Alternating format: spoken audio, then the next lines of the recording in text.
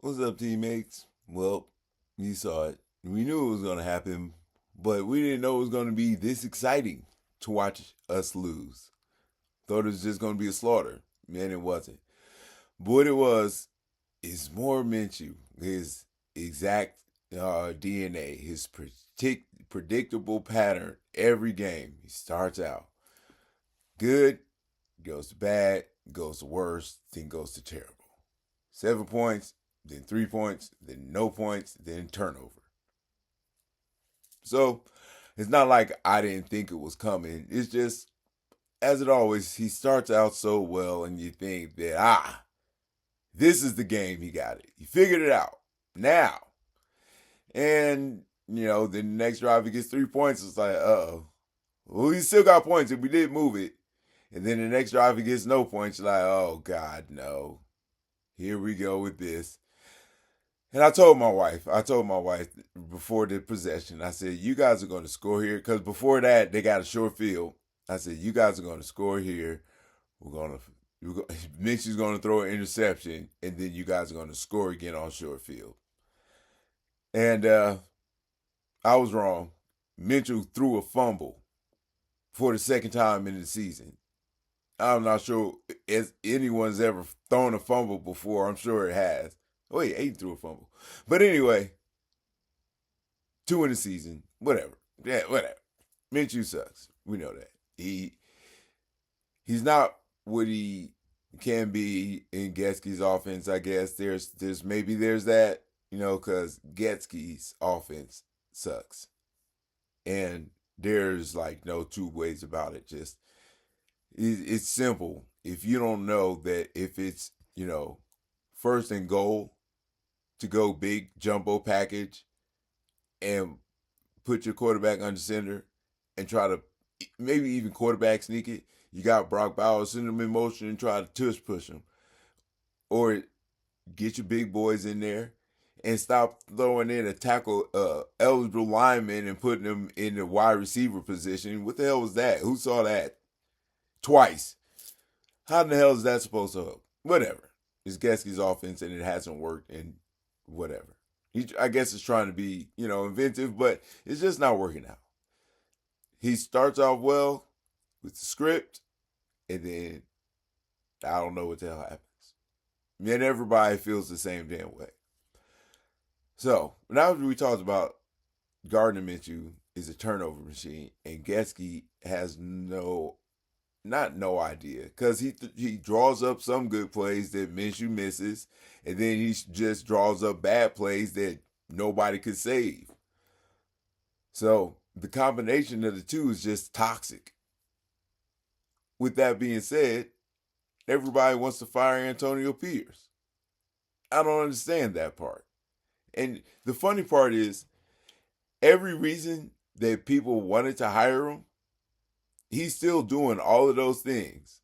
But people are still just not wanting, are just wanting more and more and more.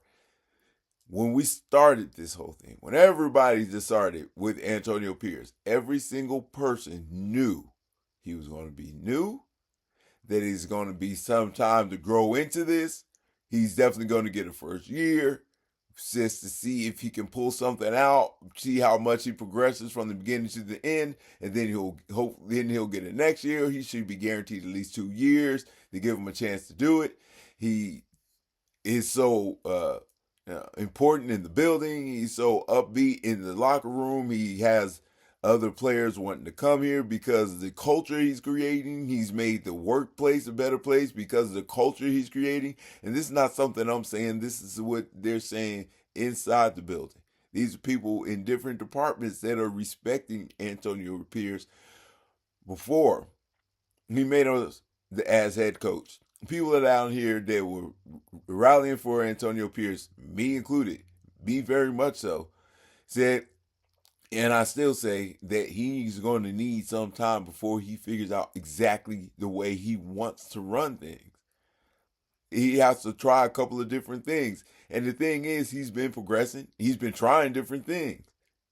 And you got to try a couple of things before you find out what's going to work for you most specifically.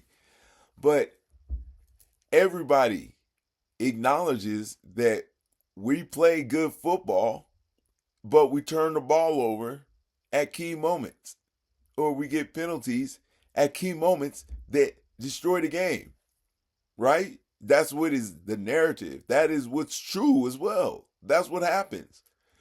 So how are we a bad team when we just end up getting bad penalties and bad times? Now, that makes for poor performance, and that's not always on coaching because the coach can't go out there and tap him on the head when it's time for the ball or when the ball gets snapped.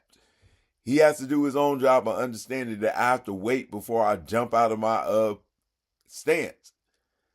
That's not uh, the coach's fault.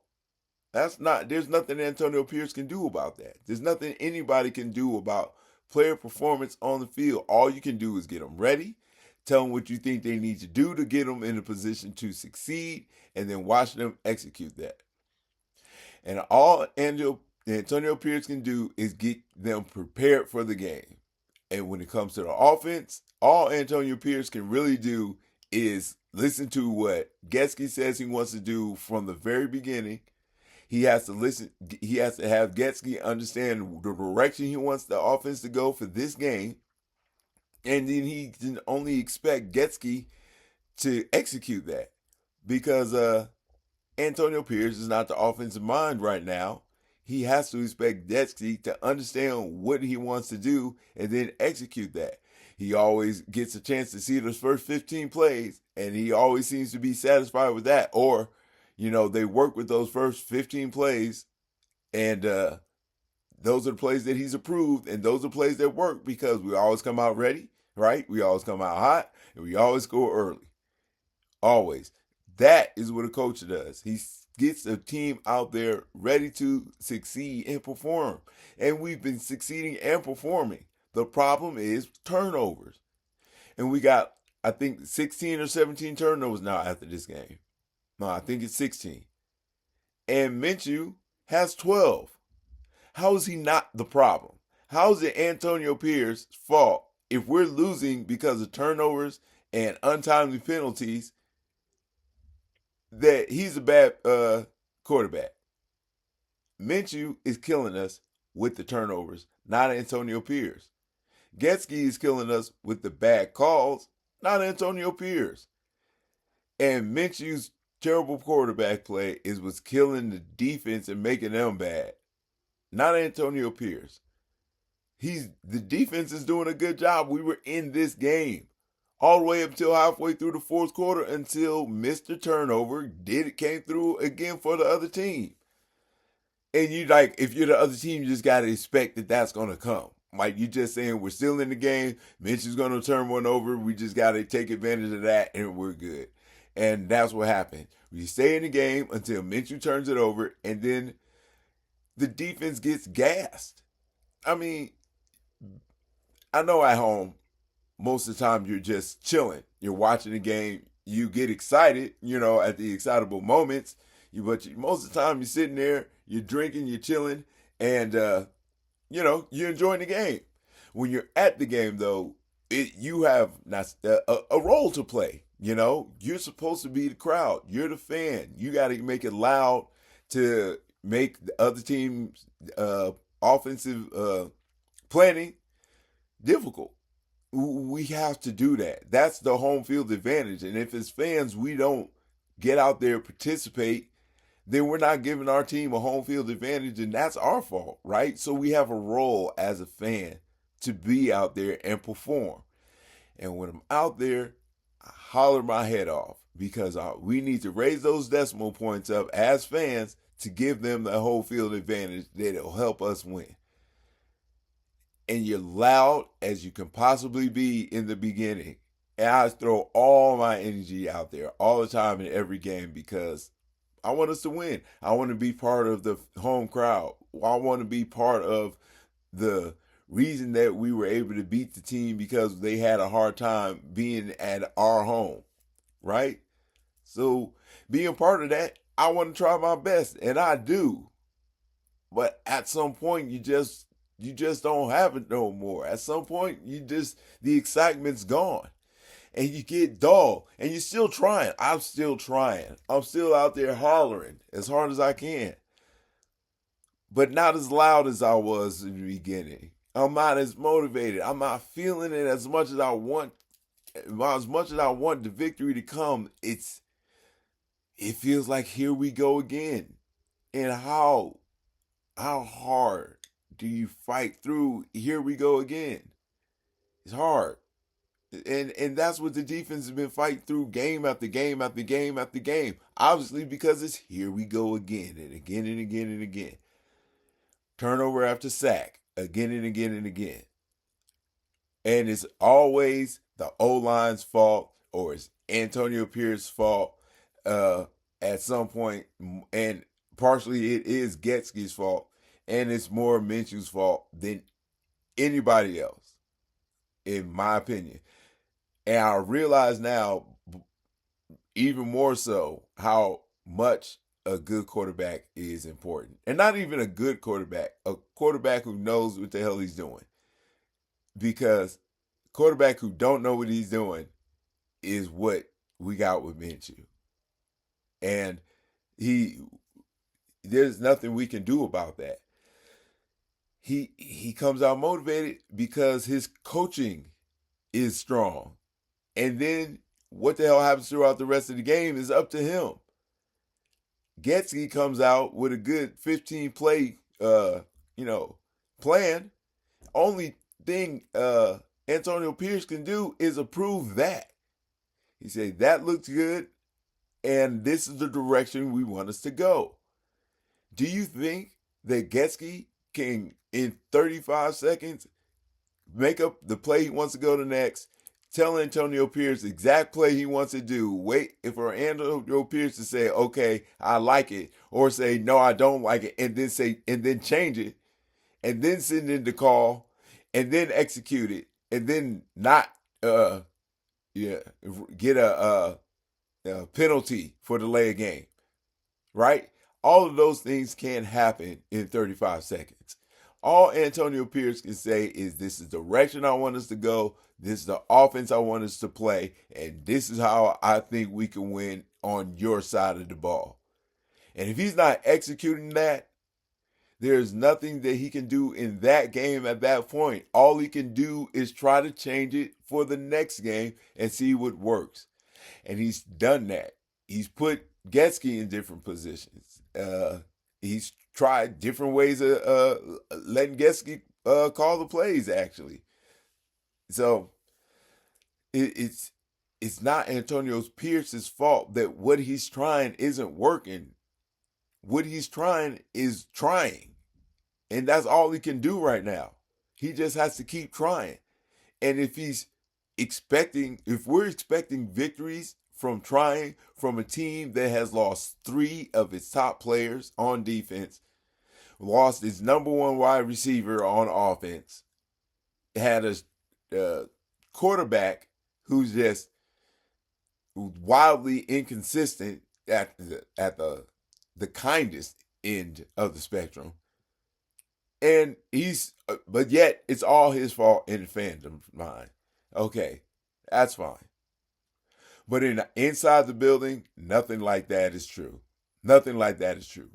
Outside the building, those injuries are just excuses.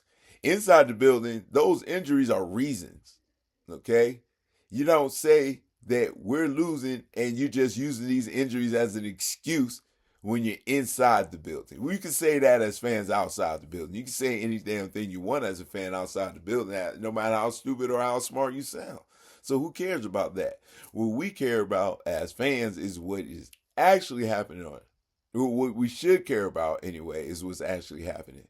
And what's actually happening inside that building is that the people who make the decisions for Antonio Pierce to keep his job are not upset with Antonio Pierce. There's a reason that we're losing. It's not Antonio Pierce. The reason is injuries, penalties, Getsy, and most importantly, Minshew. Period. If we're losing because of turnovers and Minshew has 12 of 16 turnovers, We're losing because of Minshew, period. There's no way to go around that. People, stop denying yourself out there in YouTube world that you were right about this Minshew thing. Stop trying to hold on to it. Minshew's terrible. It's not everybody's fault but Minshew. He's always trying. No. Minshew makes the line look bad because you see him when he's back there. He's scatter-footed and he has no idea what to do after 2.5 seconds. He puts his head down and starts to run, or he checks down to his running back without even looking. He almost got picked because he was like, I'm just going to throw it to the running back. I know he'll be there, but he didn't know that the linebacker was going to be right there too. He was already ready to throw it before he even looked. He was just ready to release it when he saw what there's the weird when he saw what the running back was for sure. He's back, ready to throw, and then he looked and said, okay, there it is, threw it, and the linebacker almost walked right into the ball, which would have been his second pick. The point is, Gardner Minshew doesn't know what he's doing back there, and he's making everybody else look bad. And if you want to defend him and say that that's not the case, that's y'all's show, and now y'all can do that. And y'all watch my show, and I appreciate the comments, and I'll be responding to them. And you know what? I'm going to start responding to comments on the show too, just because I think that'd be cool and be more interactive. So it sounds like it'd be fun. I'll start, if you guys put out comments up there for the day before, I'll put those comments in on the next day, and we'll discuss them and put them, give my opinion on what was actually said or written in the comments, because not everybody has time to read it, but I do, and there's some good stuff in there, and it'd be interesting to read it to those who don't listen. Back to the fact that Minshew sucks. It's not AP's fault, and they're inside the building knows that, and we knew that was going to be the situation. We knew that in the beginning of the season that our depth was going to be the problem, and we lost top starters, and we started losing. We knew that was going to be the problem. We knew that all we had to do was hold on to the ball to give ourselves a chance to win. And when Minshew turning the ball over that many times, we don't have a chance to win. We were supposed to be motivated, upbeat, and ready to come out and play the game because Antonio Pierce is supposed to be a rah-rah coach. And what do? We come out and we start hard and we win early, and then we fall apart because Minshew turnover machine turns into what he really is and lets the other team into the game. We always lose it in the fourth, and there's a reason for that. Late in the third or in the fourth, there's a reason for that. It's when everybody's beat down and Minshew throws the turnover. And it's like, there it was. That was the final damn straw that's going to break the back of this game and give the other team 2 quick scores and put us behind the 8 ball and too far behind to come back, especially with Minshew as our quarterback. And that is not Antonio Pierce's fault. So keep it, put it wherever you want to. Not a lot of people gonna hear this. So, just it's in the YouTube world, everybody out there is just calling for Antonio Pierce's head. Everybody who said that they think he should stay, and everybody who said that they understand that it's going to be, a beginning season for him, and everybody who said that our offensive line was suspect, and everybody who said that, we weren't deep enough as a team, and then we started getting injuries. All you people who said all of those things would be the case, and if those things happen, we were not going to have a successful season. Everything that was talked about making a problem for the season has happened, and that's why the season's going into trash. It's not because Antonio Pierce. It's because I discussed it. We don't need to discuss anymore about all the things that aren't Antonio Pierce's fault. He doesn't get to fumble the ball. Throw in another fumble. Anyway, that's the point. It's not Antonio Pierce's fault. He's not going anywhere. We got 3 years of Pierce, 2 at least. Getsy's gone after this year, and so is Minshew. So leave it at that. Just continue to listen to everybody and continue to listen to the whole kill Antonio Pierce thing. That's fine. But if you don't want to hear that, you can come here and I'll tell you something a little more logical that'll make sense about the situation. Like not choosing a different coach 4 times, 4 new head coaches in 2 years. That doesn't make any sense to me. I don't see why that makes more sense than giving Antonio Pierce another year to see if he can put this together. People like to live with their frustrations. They like to express them because somehow frustration stays longer than happiness. I don't know. Whatever. It's just, let's come here, get a little bit of even think, and understand that you just you can blame anybody you want to. You can say I'm wrong for blaming Minshew, and I can blame Minshew all I want to. Inside the building, though, is what matters. And inside the building, Antonio Pierce's job is solid. So, I don't know what the silver lining is for those of you who want Antonio Pierce fired. But for those of us who don't, the silver lining is we got a new offense coming next year. And then we'll see what happens this time around with someone who knows what the hell they're doing, calling plays, and someone who knows what the hell they're doing at the quarterback position. So, keep it up, I won't say late. Keep it up, Raiders. Whatever direction we go, as long as it's entertaining. I went to the game and I was highly entertained because it's always entertaining up until the fourth quarter, and that's when we lose.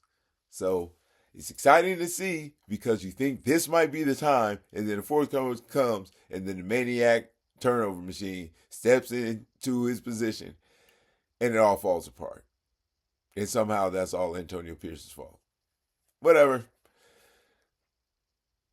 You know what? We lost one, and you can't win them all. The clouds get dark, but you can find it. And the silver lining is here.